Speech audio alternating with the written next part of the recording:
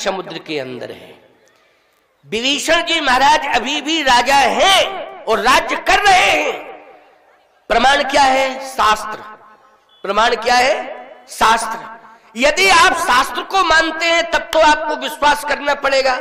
उसने कहा महाराज जी हम प्रत्यक्ष पर विश्वास करते हैं, शास्त्र कह रहा है समुद्र के अंदर डूब गई है वो लंका, आपने कह दिया विभीषण जी हैं, शास्त्र ने कहा आपने कह दिया, प्रत्यक्ष पर विश्वास करते हैं। हमने कहा एक काम करो, अगर तुम्हें विश्वास करना है तो मैं चैलेंज के साथ कह रहा हूं, गारंटी से कह रहा हूं कि विभीषण जी महाराज राज्य कर रहे हैं और समुद्र में लंका डूबी है, उसी लंका में वो राजा बने बैठे हैं, राज्य कर रहे हैं। बोले महाराज जी मैं कैसे मानूं? हमने कहा तुम आंखों देखी बात मानोगे सही कि नहीं मानोगे? बोले आंखों देखी तो हम सही मानेंगे। हमने कहा तो कूद जाओ समुद्र में। हाँ बोले कूद जाए समुद्र में। फिर हमने कहा देख के आ जाओ।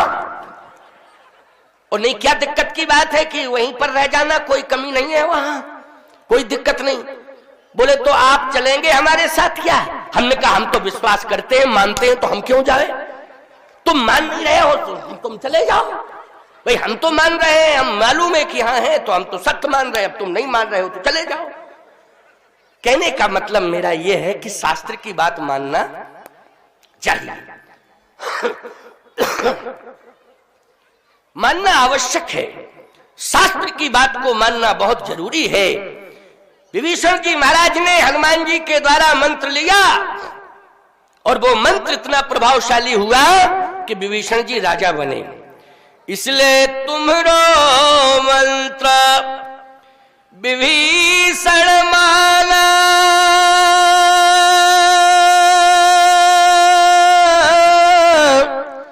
लंकेशुर भय सब जग जाना।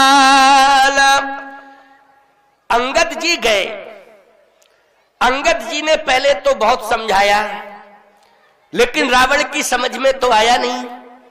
और जब रावण की समझ में नहीं आया तो अंगद जी ने कहा एक बात बताओ, जो राम विश्वरूप रघुवंश मणि है, पूरे विश्व के मालिक हैं, पूरा ब्रह्मांड उनके हाथ में है, क्या तुम उनसे लोहा ले सकते हो, उन्हें चैलेंज कर सकते हो?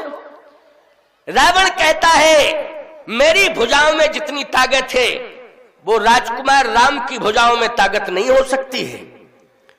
अच्छा तुम्हारी भुजाओं में कितनी ताकत है? रावण बोल पड़ा, निज भुज बल में बैर बढ़ावा,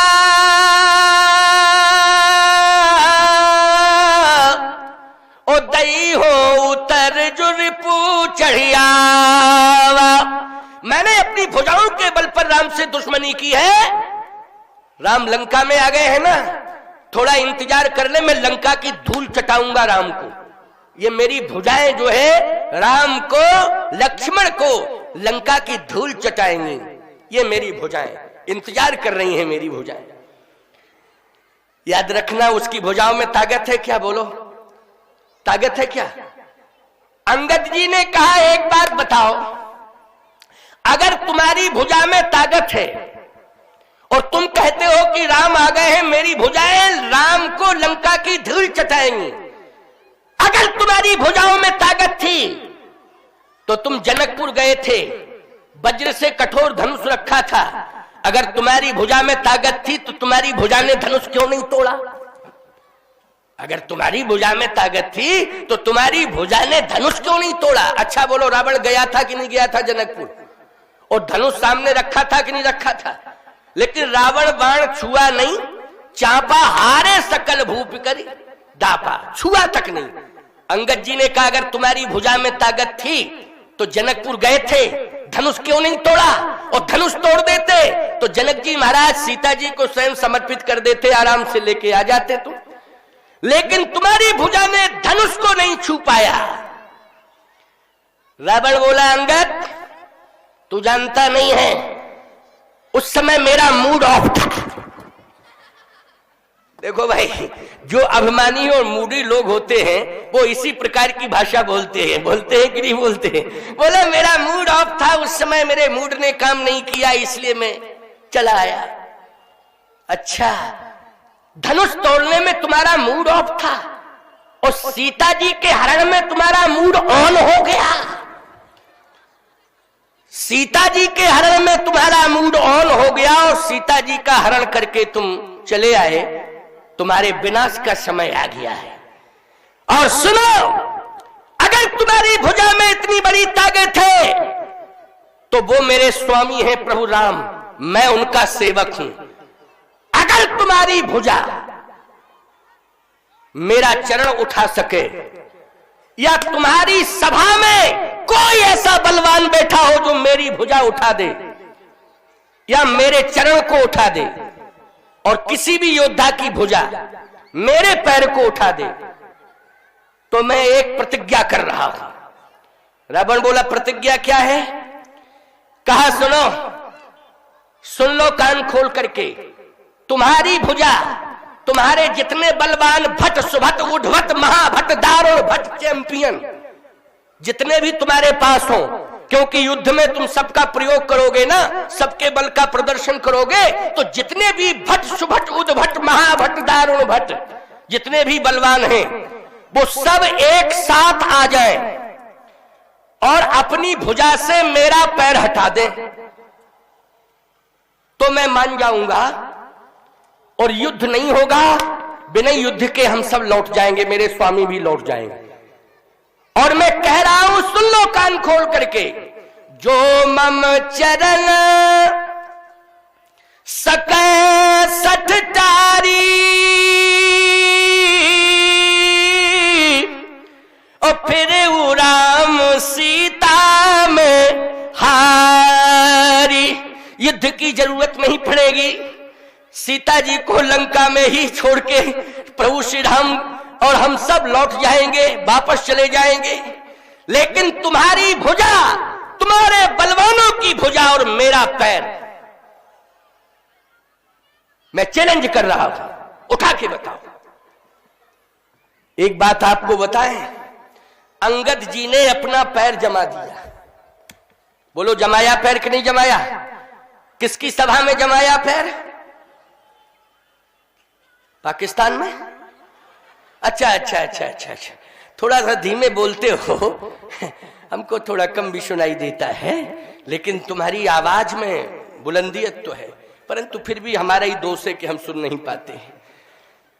रावण की सभा में, लंका में अंगद ने अपना पैर जमा दिया, और जैसे अपना पैर अंगद ने जमाया और कहा, आप जितने भी बाहुबली हैं, मैं राम का सेवक, तुम्हारे जितने भी बाहुबली हैं, जिनकी भुजाओं के बल पर तुम राम से युद्ध करना चाहते हो, चैलेंज करना चाहते हो, और अपनी भुजाओं के बल की बार बार चर्चा कर रहे हो, मेरा चरण रखा हुआ है, पैर, मेरा पैर कोई उठा दे या हिला दे, हिला दे मेरा पैर कोई। मैं आपसे पूछना चाहता हूं, अंगद जी बोल तो गए, लेकिन किसके बल पर बोल गए? बोलो। मैं एक बात कहता हूं, सुन लो मेरी बात को। धनुष को उठाने के लिए बड़े बड़े बाहुबली राजा गए थे। बोलो, गए थे। यहां तक प्रमाण मिलता है कि इकट्ठे 10,000 गए, जबकि फुटकर फुटकर गए अलग बात है। फुटकर फुटकर में तो सफलता मिल नहीं पाई थी, किसी ने हिला तक नहीं पाया। क्यों? पृथ्वी पकड़े थी धनुष को। धनुष रखा किस पर था? बोलो भाई, पृथ्वी पर रखा था। और विवाह किसका होना था? पृथ्वी की बेटी का। बोलो, विवाह किसका होना था? जल्दी बोलो। पृथ्वी की पुत्री का विवाह था। और धनुष किस पर रखा था? पृथ्वी पर रखा था।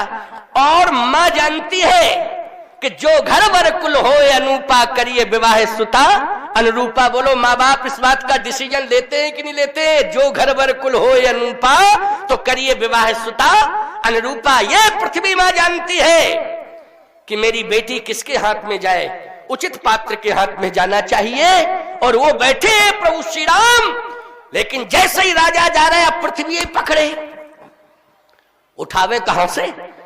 पृथ्वी जिसको पकड़ ले, ईमानदारी से बताओ, जैसे पृथ्वी ने पहाड़ को पकड़ लिया, समझना जरा, पृथ्वी ने किसको पकड़ लिया? पहाड़ को। उठाओ पहाड़। हनुमान जी के अलावा कोई उठा सकता है? जल्दी बोलो, बोलो बोलो जल्दी। नहीं उठा सकता ना? हनुमान जी के अलावा एक बार रावण ने उठाया था। कौतुक ही कैलाश पुन लीनस जाए उठाए, कैलाश पर्वत उठा लिया। याद रखना, भगवान शंकर लीला के प्रेमी हैं। कभी कभी वो लीला देखना चाहते हैं ना, तो इसलिए पृथ्वी को इशारा कर दिया कि हाँ ये अभिमानी आ रहा है, जरा इससे थोड़ा सा उठाने की कोशिश करा, उठ जाना उठ जाना। नहीं, कैलाश उठा सकता था, जल्दी बोलो, उठा सकता था कैलाश, लेकिन शंकर जी ने इशारा किया पृथ्वी को। पृथ्वी ने कहा आपकी मर्जी है, आप ही का कैलाश है, खूब उठवाओ, कोई दिक्कत की बात नहीं है भाई, आपकी मर्जी। ईमानदारी से बताओ, कलेक्टर अगर किसी को परमिशन दे दे कि जाओ तुम इस पहाड़ को जेसीबी से गिरा दो, तो कलेक्टर के अंडर में पहाड़ है, जब वो ही कह रहा है तो पहाड़ कहता आ जाओ ले जाओ, क्योंकि इस जिले की जितनी भी पृथ्वी है वो तुम्हारे अधीनस्थ है। क्यों? अधिकार क्षेत्र में है। इसलिए कैलाश पर्वत कहता है कि आपका ये पर्वत है, पृथ्वी कहती है आपका क्षेत्राधिकार है। आप कह रहे हैं तो मैं प्रयास करती हूं। और जैसे ही उठाने की कोशिश की तो शंकर जी तो लीला देखना चाहते थे, वो एक रहस्य था। तुरंत कौतुक ही कैलाश पुन लीनस जाए उठाए। इसमें रावण की महिमा नहीं थी, महिमा शंकर जी की थी। बोलो किसकी महिमा थी? शंकर जी की महिमा थी। अगर इतना बड़ा बलवान था तो जो कैलाश पर्वत उठा सकता है वो धनुष नहीं उठा सकता था? जल्दी बोलो, विचार करो जरा, बोलो भाई उठा सकता था कि नहीं? जो कैलाश पर्वत को उठा सकता है अपनी भुजाओं के बल पर, वो धनुष को भी उठा सकता था, लेकिन धनुष के पास तो पहुंचा ही नहीं। प्यारे हो, देखा है दूर से, रावण बाण छुआ नहीं, चापा हारे, अपने आप ही हार मान ली कि भैया हम इसे छुएंगे नहीं। क्यों? क्योंकि दो संभाले थे धनुष को, पृथ्वी भी पकड़े थी और शंकर जी बैठे थे। पृथ्वी पकड़े थी और शंकर जी बैठे हुए थे। तो जब कंडीशन कैलाश पर्वत पर भी यही थी कि पृथ्वी कैलाश को पकड़े थी और कैलाश के ऊपर भगवान शंकर बैठे हुए थे। बोलो यही कंडीशन थी ना, कैलाश के ऊपर शंकर जी बैठे थे और कैलाश को थामे कौन थी? जल्दी बोलो, पृथ्वी। और जब रावण पहुंचा तो जानते हो उस समय शंकर जी मुस्कुरा गए, और मुस्कुरा गए और पृथ्वी को इशारा कर रहे हैं और रावण से कहते हैं उठा ले उठा ले उठा ले, कोई बात नहीं, उठा ले। उठ गया कैलाश पर्वत। लेकिन जब जनकपुर में पहुंचा रावण तो पृथ्वी पकड़े थी धनुष को और शंकर जी बैठे हुए थे धनुष के ऊपर। और जैसे ही रावण ने धनुष को देखा, भगवान शंकर ने कहा तीसरा नेत्र मैं खोलने ही वाला हूं, उठा, तू छुएगा और हमारा तीसरा नेत्र खुलेगा, तू भस्मीभूत हो। रावण बोला विवाह कराने आए कि शरीर को जलाने के लिए आए? क्यों? शरीर को जलाने के लिए आए कि विवाह कराने? मरना नहीं है। ऐसा विवाह किस काम का कि मरना पड़े तत्काल। इसलिए छूने में सार